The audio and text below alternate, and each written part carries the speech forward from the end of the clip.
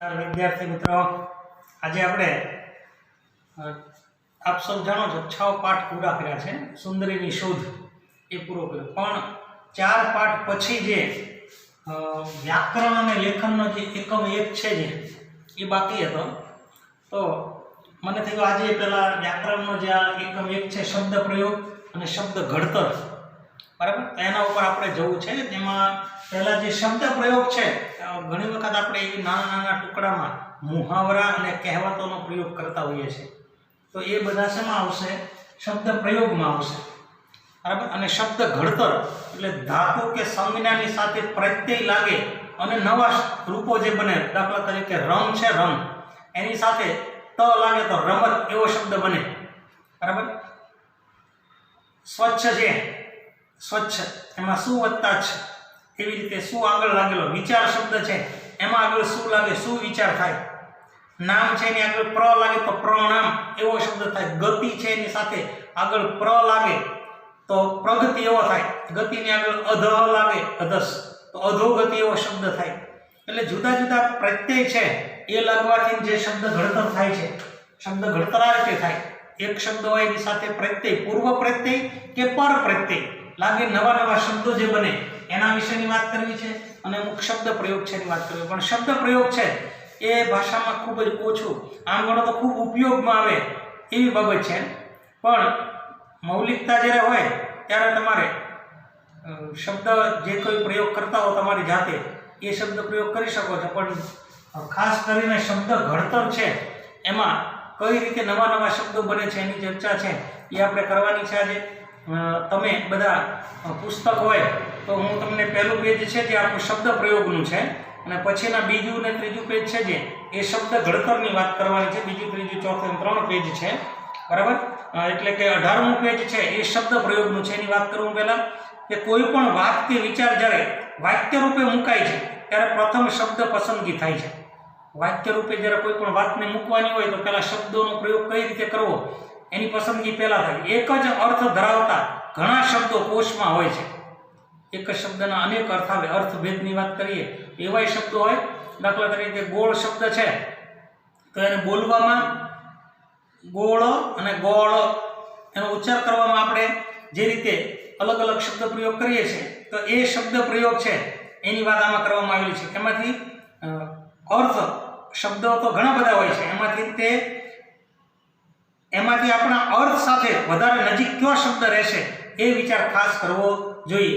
બાકી તો શબ્દો ઘણા બધા હોય, એક જ શબ્દ જુદી અર્થ છાયાઓ સાથે પ્રગટ થતો હોય એવું પણ બને છે। મેં હમણાં તમને વાત જે કરી ગોળની, એ તેઓ ખૂબ સરસ બોલ્યા અને તેઓ મને ખૂબ બોલ્યા, તેઓ ખૂબ સરસ બોલ્યા એટલે એનો અર્થ એવો થાય કે એમણે જે કાંઈ વક્તવ્ય આપ્યું, એ જે કાંઈ બોલ્યા એ ખૂબ જ સારું હતું, એમની બોલવાની રીત છે એ ખૂબ સારી હતી, અર્થ એવો થયો।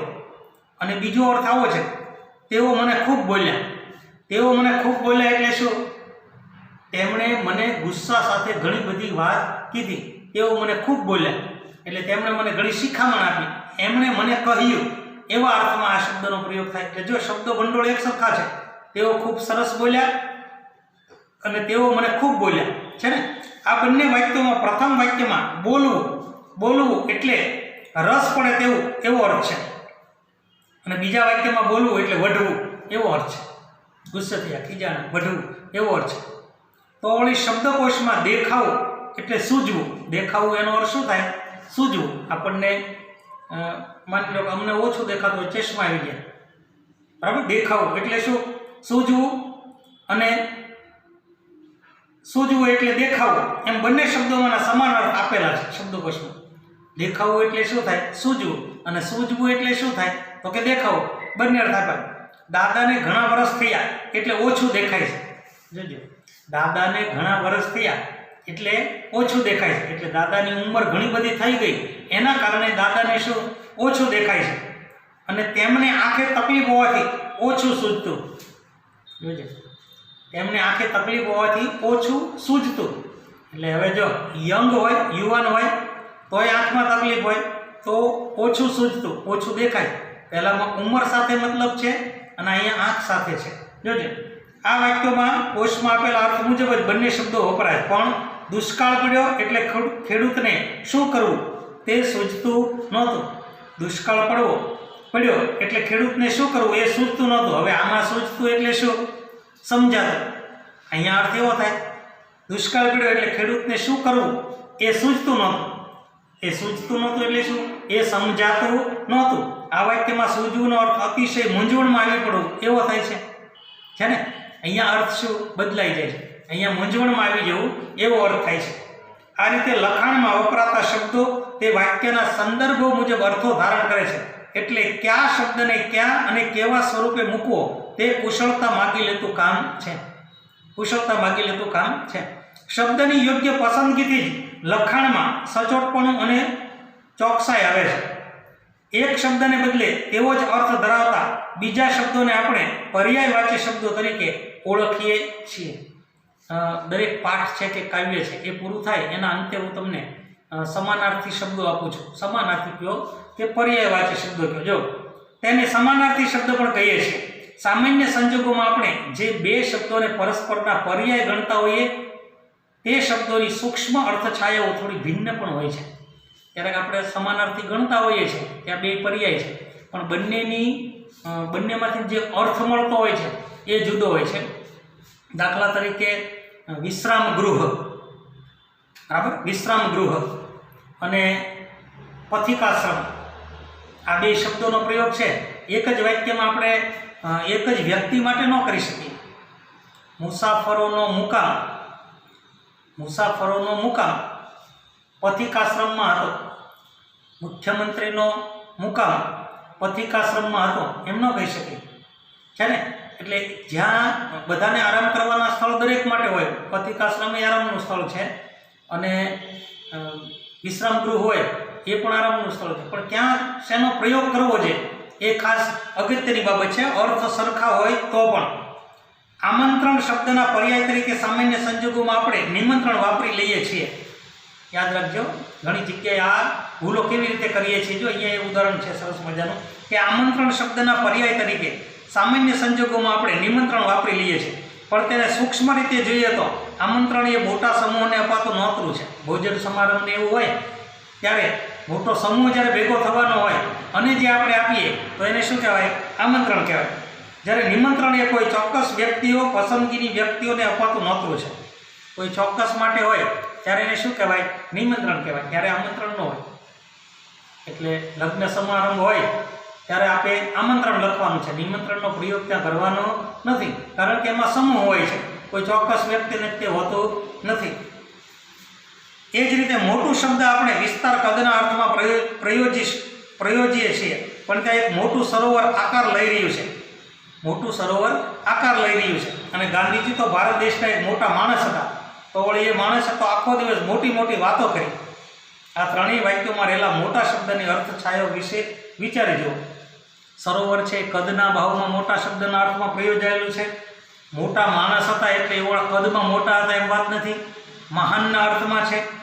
અને આખો દિવસ મોટી મોટી વાતો કરી એટલે શું? જેવી તેવી સામાન્ય વાતો નહીં એમ, એ વાત માટે થઈને પ્રયોજાયેલું છે. ત્યાં આકારની વાત નથી અને મહાનતાની વાત આવી નથી. બરાબર છે? જોજો, એટલે આ ત્રણેય વાક્યોમાં રહેલા મોટા શબ્દની અર્થ છાયાઓ વિશે વિચારજો. મોટું સરોવર, એમાં કદની વિશાળતાનો અર્થ છે. મોટા માણસમાં માણસના ગુણની કદર થઈ છે. અને મોટી મોટી વાતોમાં તદ્દન નકામી વાતો એવો અર્થ ઉપસે છે. અહીંયા અલગ જ અર્થ છે ને. ઘણી વખત બંને શબ્દો એકબીજાના પર્યાય હોવા છતાં એકબીજાના સ્થાને તેમને બદલી શકાતા નથી. એટલે એક શબ્દને બદલે બીજા શબ્દનો પ્રયોગ થઈ શકતો નથી. આગળ જતાં તમે 12મા ધોરણમાં આવશો અથવા તો સ્પર્ધાત્મકની તૈયારી કરતા હશો ત્યારે આવા અર્થભેદવાળા વાક્યો છે એ ઘણા બધા જોવા મળશે તમને. હું દાખલા તરીકે ઉદાહરણ આપું કે નીલમબાગ સર્કલે તેમનો મેળાપ થયો, બરાબર, અથવા તો નીલમબાગ સર્કલે 4 રસ્તાનું મિલન થાય છે એમ લખાય કે 4 રસ્તા મળે છે એમ જ લખાય. કોઈ વ્યક્તિઓ મળવાના હોય કે નીલમબાગ સર્કલે બંને મિત્રોનું મિલન થયું, બરાબર, ત્યાં મિલન થયું એવો શબ્દનો પ્રયોગ થાય. પણ રસ્તાઓ હોય એના માટે કોઈ મિલન શબ્દનો પ્રયોગ થઈ શકે નહીં, ત્યાં મળે છે એવું જ તે પ્રયોગ કરવો જોઈએ. જોજો, એટલે આ એકબીજાના સ્થાને તેમને બદલી શકાતા નથી. સૂક્ષ્મ અને ઝીણું બંને શબ્દો એકબીજાના સમાનાર્થી છે. સૂક્ષ્મ અને ઝીણું બંને એકબીજાના સમાનાર્થી છે. રસ્તે ચાલ્યા જતા ગાડાના પૈડામાંથી ઝીણી રજ ઉડતી હતી. આ વાક્યમાં ઝીણીને બદલે સૂક્ષ્મ શબ્દ પ્રયોજી શકીએ? આવું વાક્ય બને કે રસ્તે ચાલ્યા જતા ગાડાના પૈડામાંથી સૂક્ષ્મ રજ ઉડતી હતી, એમ થાય? ન થાય. એટલે ત્યાં ઝીણીનો પ્રયોગ જ કરવો પડે. સૂક્ષ્મ એટલે તો નરી આંખે જોઈ શકાય તેવું, ઝીણાનો અર્થ એ જ થાય, પણ જે તે શબ્દો જ્યાં ત્યાં પ્રયોજી શકીએ નહીં. આ વાક્યમાં ઝીણીને બદલે સૂક્ષ્મ શબ્દ પ્રયોજી શકીએ. રસ્તે ચાલ્યા જતા ગાડાના પૈડામાંથી સૂક્ષ્મ રજ ઉડતી હતી. હવે પિતાજી ઘણું ઝીણું ફાળિયું માથે બાંધતા. જોજો, હવે પિતાજી ઘણું ઝીણું ફાળિયું માથે બાંધતાની જગ્યાએ પિતાજી ઘણું સૂક્ષ્મ ફાળિયું માથે બાંધતા, એમ કહી શકીએ? ન કહી શકાય. એટલે શબ્દ પ્રયોગ છે એમાં એક શબ્દને બદલે બીજા શબ્દનો પ્રયોગ કરવો એ ખૂબ જ અઘરું છે. પોસ્ટ ઓફિસ વાર્તામાં આપેલું આ વાક્ય જો શુક્રના તારાનું મીઠું તેજ બરફ પડે તેમ પૃથ્વી ઉપર ઠંડીના કટકા જેવું પડતું હતું. ખાવાની વસ્તુ તો મીઠી હોય, પણ અહીં તેજને લેખકે મીઠું કહીને, બરાબર ને, તેજને શું કીધું છે? પ્રકાશ છે, એમને શું કીધું? મીઠું કહીને સર્વજન સમુદાયને પ્રિય એવા આકાશી તેજનો મહિમા કર્યો. ઠંડી તીવ્ર હતી એમ કહેવાનું એટલે ઠંડીના કટકા જેવું પડતું હતું.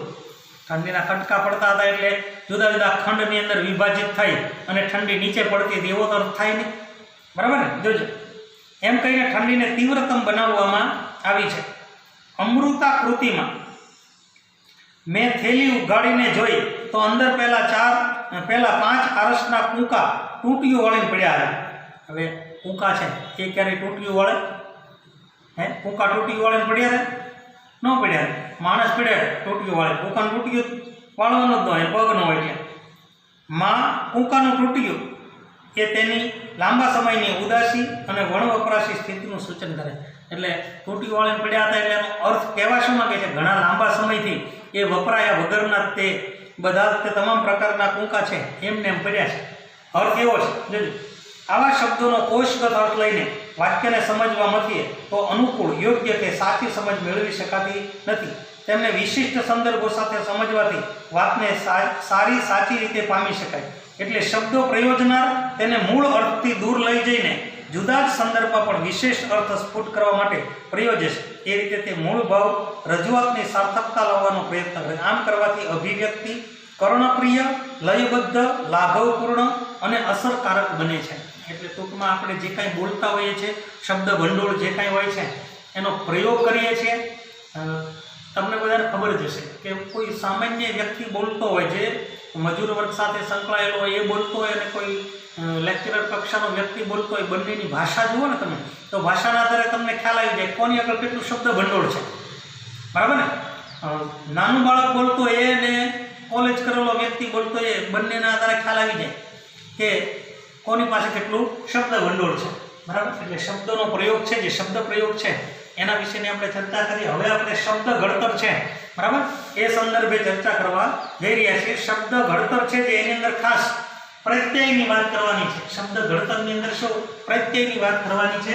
મેં અહીંયા થોડું લખી રાખેલું છે. શબ્દ ઘડતરમાં પ્રત્યયોમાં 2 પ્રકારના પ્રત્યય છે, પૂર્વ પ્રત્યય અને પર પ્રત્યય, બરાબર? જે તે શબ્દ હોય એ શબ્દની આગળ લાગે છે એને શું કહેવાય? પૂર્વ પ્રત્યય કહેવાય.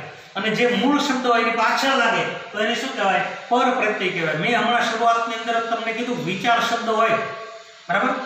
વિચાર શબ્દ હોય એમાં આગળ શું લગાડવામાં આવે અને શું વિચાર એવો શબ્દ બને તો એ શું છે એ શું કહેશું? પૂર્વ પ્રત્યય કહેશું, બરાબર?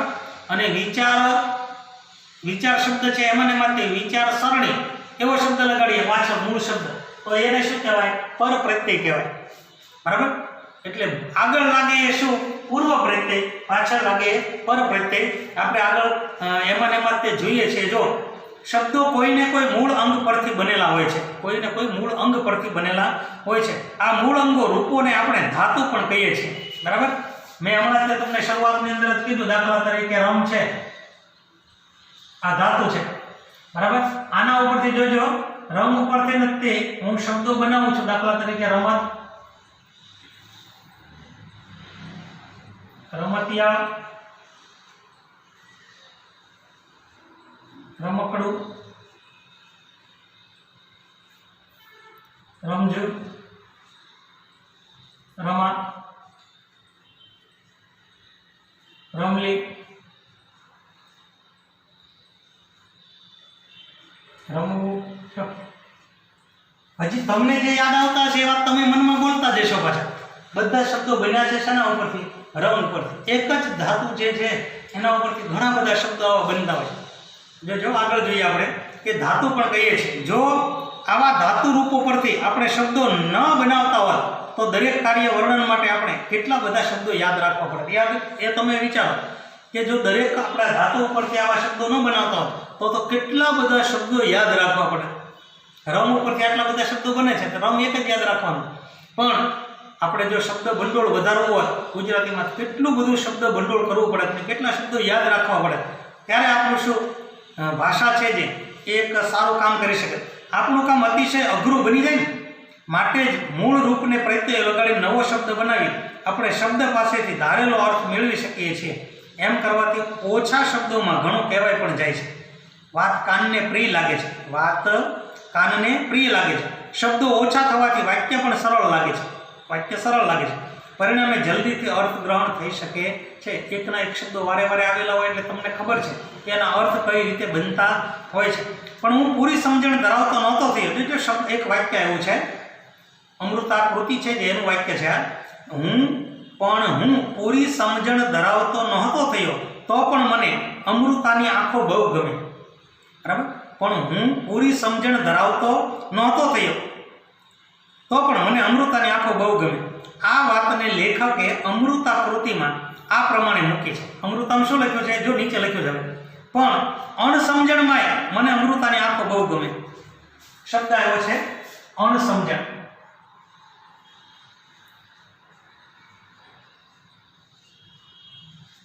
શું કીધું? અણસમજણમાં મને અમૃતાની આંખો ખૂબ જ ગમે. હવે આમાં છે ને મૂળ શબ્દ તો કયો ખબર? સમજ. સમજ. હવે આ સમજની સાથે હણ લાગ્યો એટલે સમજની શું થયું? સમજ છે એ શબ્દની પાછળ લાગ્યો અહીંયા. બરાબર. અને આગળ લાગ્યો શબ્દ એટલે કયો? અણ છે. અણ લાગ્યો તો આગળ લાગ્યો એટલે આ ધાતુને ગણો તો આ શું થયો? પર પ્રત્યય થયો. પર પ્રત્યય થયો. અને આ શું થયો? પૂર્વ પ્રત્યય થયો. આ પૂર્વ પ્રત્યય થયો. આગળ લાગે એ બધા શું? પૂર્વ પ્રત્યય. પાછળ લાગે એ શું? પર પ્રત્યય. જોજો એટલે લેખકના પ્રયોજાયેલા આ અણસમજણમય પદને જુઓ. એમાં અંગ ધાતુ સમજ છે. સમજ એ શું છે? અંગ ધાતુ છે. સમજ. આ મૂળ અંગ સાથે તેને ભાવવાચક સંજ્ઞા બનાવનાર હણ પ્રત્યય. હણ એટલે સમજણ. ભાવવાચક સંજ્ઞા થઈ. બરાબર. અધિકરણ વિભક્તિ સૂચક માં પ્રત્યય. સમજણ માં એમ છે ને એ આપણે અંદર નથી લખેલો. માં છે એ વિભક્તિ છે. બરાબર. અધિકરણ વિભક્તિ છે. માં પ્રત્યય વિરોધમૂલક પ્રત્યય ય. માં ય એમ છે ને એ વિરોધમૂલક પ્રત્યય છે.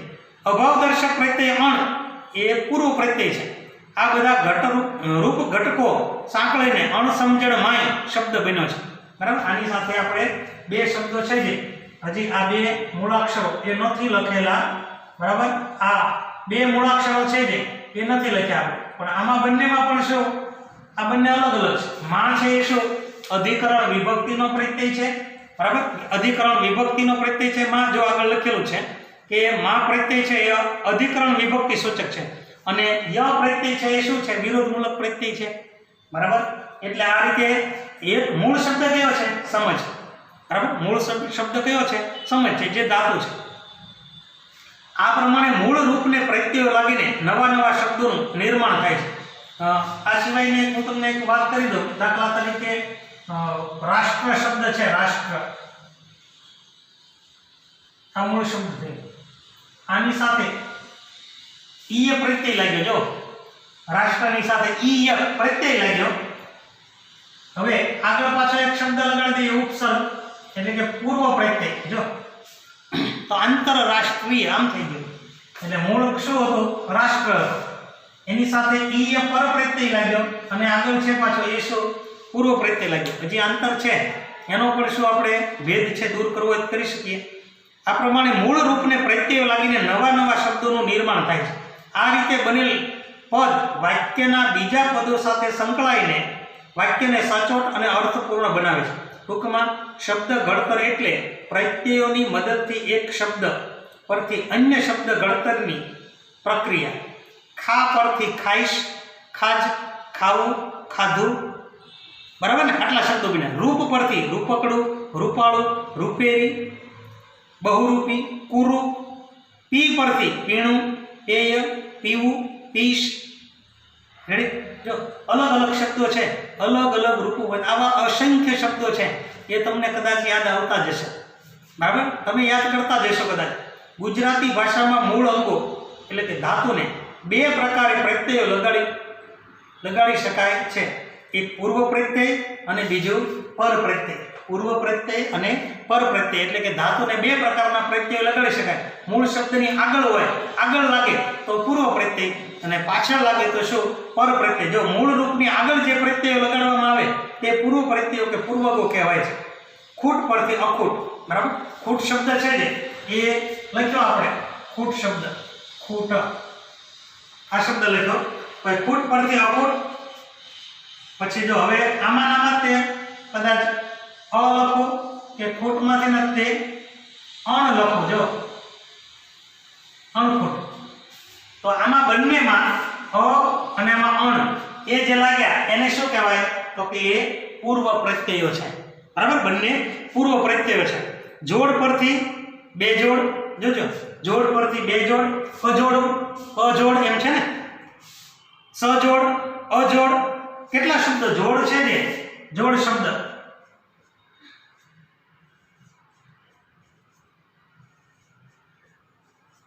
આ મૂળ એક જ શબ્દ છે. જોજો આની સાથે પ્રત્યય લાગે, બરાબર? તો એક તો લાગ્યો અજોડ, કજોડ, બે જોડ ને પાછી છે સજોડ. જો અજોડ એટલે જેનું કોઈ જોડું જ ન મળે તેવો અર્થ એવો થઈ ગયો. અજોડ એટલે શું? જેની કોઈ જોડ ન મળે એવો. કજોડું એટલે શું? કે જે બે યોગ્ય ન હોય તેવું. બે જોડ એટલે તે શું થયું? અજોડનો પર્યાય શબ્દાંત થયો. બે જોડ એટલે એની કોઈ જોડ ન મળે એવું. અને સજોડ એટલે સાથે.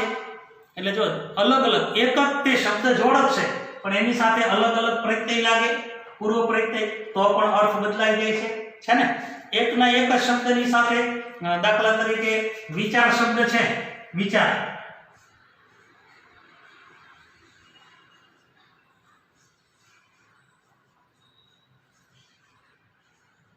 આની સાથે જો મેં બંનેમાં અલગ અલગ પ્રત્યય લગાડ્યા. એકમાં શું લગાડ્યો? શું વિચાર. એકમાં કુ લગાડ્યો, શું થશે? કુ વિચાર છે ને? શું લાગ્યો એટલે શું વિચાર, કુ એટલે શું? કુ વિચાર. અલગ અલગ છે એ અર્થ મળે છે. પછી પર પ્રત્યયની વાત કરીએ. મૂળ રૂપની પાછળ જે પ્રત્યયો લગાડવામાં આવે તેને પર પ્રત્યયો કહે છે. સંસ્કૃત ભાષામાં ધાતુને લાગતા પર પ્રત્યયોને કૃત પ્રત્યયો. ધાતુને જે પ્રત્યય લાગે, મેં હમણાં તમને કીધું જે પ્રમાણે કે કોઈ દાખલા તરીકે રંગ છે, બરાબર? એ ધાતુ છે, ક્રિયા ધાતુ છે. તો એ ધાતુને જે પ્રત્યય લાગે એને કૃત પ્રત્યયો અને સંજ્ઞા વિશેષણ વગેરે લાગતા પ્રત્યયોને તદ્ધિત પ્રત્યયો કહે છે. એટલે પ્રત્યયો છે જે એ આમ ગણો તો બે પ્રકારના છે, કૃત અને તદ્ધિત. એમાં આ છે એ ધાતુને લાગે અને આ તદ્ધિત પ્રત્યય કોને કહેવાય? નામ, સર્વનામ, સંજ્ઞા આ બધાને લાગે છે એ બધા કયા? તદ્ધિત પ્રત્યય કહેવાય, બરાબર? આગળ જતા અહીંયા પણ એક એ વાત કરવામાં આવેલી છે, પૂર્વગ. પૂર્વગને બદલે મારે પૂર્વ ક થયેલું હતું. પૂર્વ એટલે સંજ્ઞાની આગળ જે લાગે એને શું કહેવાય? પૂર્વક કહેવાય. અને ધાતુની આગળ લાગે એ ઉપસર્ગ કહેવાય. આગળ એ વાત પણ કરવાની છે. પણ કૃત પ્રત્યય કોને કહેવાય? ધાતુ સાથે લાગે એને બધાને કૃત પ્રત્યય કહેવાય. ક્રિયા ધાતુ હોય એની સાથે લાગે કૃત પ્રત્યય. નામ સર્વનામ સાથે લાગે ને એ બધા કેવા તદ્ધિત પ્રત્યય કહેવાય છે. ઉદાહરણ આપેલા છે ધનને ઈ પ્રત્યય લાગવાથી ધનિક, કૃપાને આળુ પ્રત્યય લાગવાથી કૃપાળુ, ગુરુને ત્વ પ્રત્યય લાગવાથી શું ગુરુત્વ, ગુરુ એ સંજ્ઞા છે બરાબર, એની સાથે જો ત્વ લાગે એટલે શું ગુરુત્વ આમ થાય. આમ બંને પ્રકારના પ્રત્યયો લાગવાથી રૂપમાં કેવા પરિવર્તનો આવે છે અને તેથી શબ્દ કેવા કેવા ભાવ, ખ્યાલ, અર્થ વગેરે રજૂ કરે છે તેને આપણે ઉદાહરણો દ્વારા સમજીએ. હવે પહેલા એવું કીધેલું છે પર પ્રત્યય બરાબર, પર પ્રત્યય એટલે પર પ્રત્યય કોને કહેવાય? મેં તમને પહેલા જ વાત કરી, મૂળ શબ્દ હોય એની પાછળ જે લાગતા હોય તો એને શું કહેવાય? પર પ્રત્યય કહેવાય. આમાં દરેકમાં રમ શબ્દ છે મૂળ, એની પાછળ જ લાગેલા છે દરેકમાં, તો શું થયેલું છે? પર પ્રત્યય. આ શબ્દ જુઓ તો એમાં એક એમાં પર પ્રત્યય નથી, મૂળ શબ્દ છે એની આગળ જ લાગેલા છે. એક બધા શું હતા? પૂર્વ પ્રત્યય હતા બરાબર. હવે પર પ્રત્યયમાં પહેલો પ્રત્યય છે જે એ કયો છે? હસ્વઈર દીર્ઘઈ. આ બંને લાગતા હોય પર પ્રત્યયમાં બરાબર. અલી મૂળ હોશિયાર શિકારી હતો, એમાં શિકારી શબ્દ છે ને એમાં મૂળ શબ્દ કયો ખબર? શિકાર. શિકારની સાથે ઈ લાગેલો છે. પછી જેમ અફીણીને અફીણ લેવું પડે તેમ અલીને શિકાર કરવો પડે, અફીણી. તો એમાં પણ મૂળ શબ્દ અફીણ છે, અફીણ. એની સાથે શું લાગેલો છે? ઈ લાગેલો છે. જેના જમાઈને લશ્કરમાં નોકરી હતી તો એમાં શબ્દ આવ્યો કયો? નોકરી. હવે જો અહીંયા ત્રણ શબ્દો આવ્યા. એક તો પહેલા આવ્યો શિકારી, બીજો આવ્યો અફીણી અને ત્રીજો આવ્યો નોકરી. આ ત્રણ શબ્દ છે બરાબર. હવે શિકાર જે શબ્દ છે એની સાથે ઈ પ્રત્યય લાગ્યો. જો અફીણ શબ્દ છે એની સાથે પણ ઈ પ્રત્યય લાગ્યો. જો અંતે હણ સાથે ઈ પ્રત્યય હોય ને તો એની આગળ ઈ હસ્વ થઈ જાય. અને આમાં જોજો નોકર છે જે નોકર, મૂળ શબ્દ કયો હતો? નોકર. એની સાથે ઈ પ્રત્યય લાગ્યો છે ને. એટલે મૂળ શબ્દ છે જે એની સાથે જ્યારે પ્રત્યય લાગે ઈ પ્રત્યય, એટલે જો આમાં હસ્વ દીર્ઘ ઈ પ્રત્યય છે બંને, એવું કીધેલું છે. આપણે આગળ જોઈએ કે ઉપરોક્ત વાક્યોમાં રહેલા રેખાંકિત પદો મૂળ રૂપને ઈ પ્રત્યય લગાડીને બનાવાયા છે. શિકાર કરવાની કુશળતા ધરાવનાર તે શિકારી, અફીણનો પાકો બંધાણી તે અફીણી, અને પગારથી બીજાનું કામ કરવું એટલે નોકરી. આ ત્રણેય પદોમાં શબ્દ સમૂહોના સ્થાને એક શબ્દ મૂકીને વાક્યમાં લાઘવ એટલે કે ટૂંકાપણું લાવવાનો પ્રયત્ન કર્યો છે. વળી આ પદો દ્વારા તે પ્રવૃત્તિ કરનારની કુશળતા પણ બતાવે છે. શિકારી અને નોકરી પદો ધંધાગત કુશળતાને સૂચવે છે, જ્યારે અફીણના સંગ વિના જીવી નહીં શકનાર માટે અફીણી પ્રયોગ થયો છે. આ શબ્દ દ્વારા તેનો અફીણ સાથેનો સંબંધ સૂચવાયો છે. આવી રીતે જ કાશ્મીર, ઝડપ, પ્રેમ, અનુભવ, દુઃખ, રમૂજ, ગુલાબ વગેરે જેવી સંજ્ઞાઓને ઈ પ્રત્યય લગાડવાથી શબ્દો કેવા બને? કાશ્મીરી, ઝડપી, પ્રેમી, અનુભવી, દુઃખી, રમૂજી, ગુલાબી છે ને. સંજ્ઞાની સાથે ઈ પ્રત્યય લાગી અને આ બધા વિશેષણો બને છે. રેડી? આ માણસ ચીનનો છે કે કાશ્મીરનો છે એમ કહેવાને બદલે આ માણસ ચીની છે, ચીનનો, એના બદલે શું ઈ લગાડી દઈએ તો ચીની છે કે કાશ્મીરી છે એમ જ્યારે કહેવાય છે ત્યારે તે શબ્દ વિશેષણ બને છે.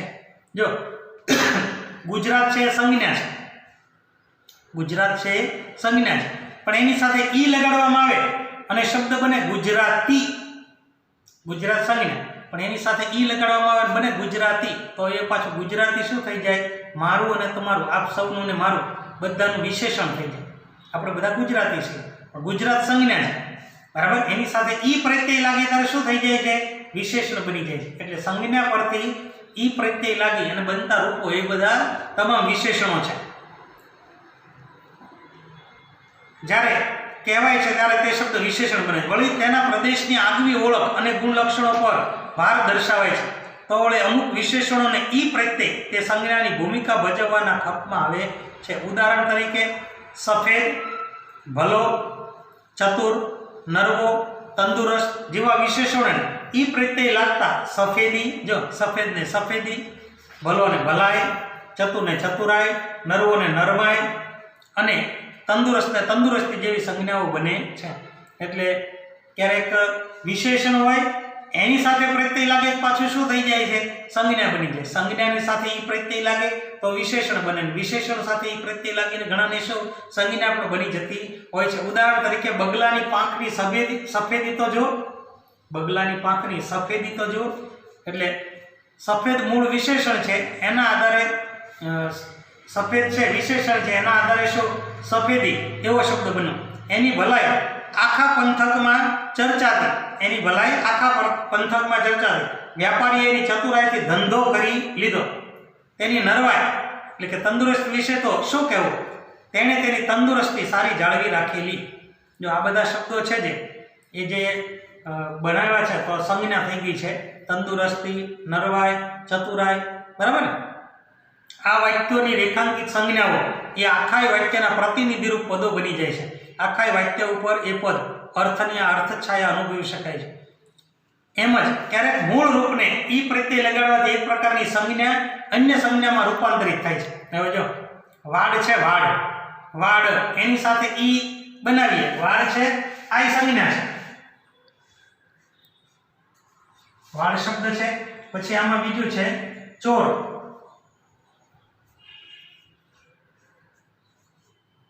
પછી છે ખજૂર, બરાબર, અને તાડ.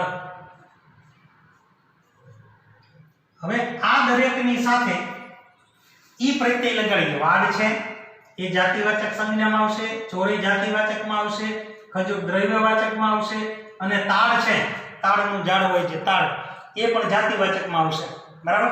હવે આની આ દરેકની સાથે ઈ લગાડીએ, વાડ પરથી ઈ લાગે એટલે વાડી થઈ જાય. જો આ પણ જાતિવાચકમાં આવશે. ચોર છે એની સાથે ઈ લગાડીએ આપણે તો ચોરી, તો આ ભાવવાચકમાં આવશે, ભાવવાચક સંજ્ઞા છે. ખજૂર ઉપરથી પછી બનશે શું? ખજૂરી, તો આ જાતિવાચકમાં આવશે. જો આ સંજ્ઞા છે, આ સંજ્ઞા. તાળ છે એના ઉપરથી બને તાળી, તો આ દ્રવ્યવાચકમાં આવશે. રેડી? બધી સંજ્ઞા છે. એટલે ક્યારેક એવું બને કે સંજ્ઞા ઉપરથી શું વિશેષણ બને છે, ક્યારેક વિશેષણ ઉપરથી શું સંજ્ઞા બને છે, ક્યારેક સંજ્ઞા ઉપરથી ને તે શું સંજ્ઞા પણ બનતી હોય છે. રેડી? આગળ જોઈએ આપણે. હવે ત અને તર પ્રત્યય છે. ત અને તર પ્રત્યયની ચર્ચા કરી લઈએ. બાકીનું જે છે બરાબર એ આપણે આવતા તાસમાં તમને હું કરાવડાવીશ. અત્યારે ત અને તર છે એના વિશેની ચર્ચા કરી લઈએ આપણે, બરાબર. તો જોજો, લડ છે, લડ એની સાથે ત લાગ્યો તો લડ હતો. ભર છે એની સાથે ત લાગ્યો તો ભર હતો. રમ છે એની સાથે ત લાગ્યો તો રમ હતો. પછી રંગ છે એની સાથે ત લાગ્યો તો રંગ હતો. બચ છે એની સાથે ત લાગ્યો તો બચ હતો. સરજ છે એની સાથે ત લાગ્યો તો સરજ હતો. છે ને? ત લાગ્યું. આ ત પ્રત્યય ક્રિયારૂપને સંજ્ઞા ફેરવી આપે છે. પરિણામે લાંબુ વાક્ય ટૂંકું બનાવી શકાય છે. ઘણી વખત બે ટૂંકા વાક્યોમાંથી એક સરળ વાક્ય પણ બનાવી શકાય. એ રીતે અર્થગ્રહણ પણ સરળતાથી કરી એ કરાવી શકાય છે. ઉદાહરણ તરીકે, તે કાલે રમતો હતો.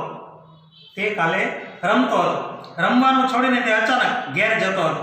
રમવાનું છોડીને તે અચાનક ઘેર જતો હતો, ઘેર જતો રહ્યો. આ વાક્યમાં રમતો તે ક્રિયા વિશેષણ છે. રમતો હતો એમાં રમતો શું છે? ક્રિયા વિશેષણ છે. અને રમવાનું એ કૃદન છે. રમવાનું છોડીને એમ છે ને, તો રમવાનું શું થયું? કૃદન છે. એ બંનેના સ્થાને રમત સંજ્ઞા મૂકવાથી એક સરળ વાક્ય બની જાય છે. ઉદાહરણ તરીકે, તે રમત છોડીને અચાનક ઘેર જતો રહ્યો. તે કાલે રમતો હતો, રમવાનું છોડીને તે અચાનક ઘેર જતો રહ્યો. બે વાક્ય હતા, એને બદલે માત્ર સંજ્ઞા જ વાપરીએ. તે રમત છોડીને અચાનક ઘેર જતો રહ્યો. એક વાક્ય માત્ર રમત વાપરવાથી બંને, જે એક ક્રિયા વિશેષણ હતું અને બીજું કૃદન હતું, તો એ બંનેને અલગ કરીને માત્ર ને માત્ર એક સંજ્ઞા દ્વારા બંને પદો અલગ કરી શકાય, બરાબર. તર પ્રત્યય જોડીને મૂળ રૂપમાંથી સંજ્ઞા, ક્રિયા, વિશેષણો બનાવી શકાય છે. દાખલા તરીકે, નળ છે એની સાથે તર લાગે તો શું? નળતર. ચડ છે એની સાથે તર લાગે તો ચડતર. ગણ છે એની સાથે તર લાગે તો ગણતર. પડ છે એની સાથે તર લાગે તો પડતર, ભણ સાથે તર લાગે તો ભણતર, વળ સાથે તર લાગે તો વળતર. તો આમાં જે મૂળ શબ્દ છે એ નળ, પડ, ચડ, ભણ, ગણ, વળ એ બધા છે અને તર છે એ શું થયો? પ્રત્યય થયો. રેડી? અને પ્રત્યય કયો પાછો? પર પ્રત્યય. બરાબર? પર પ્રત્યય. હવે આપણે આઈ, આવું, આઈ અને અની છે એ આવતા તાસમાં પાછા આપણે ભણીએ છીએ. બરાબર? આવતીકાલે.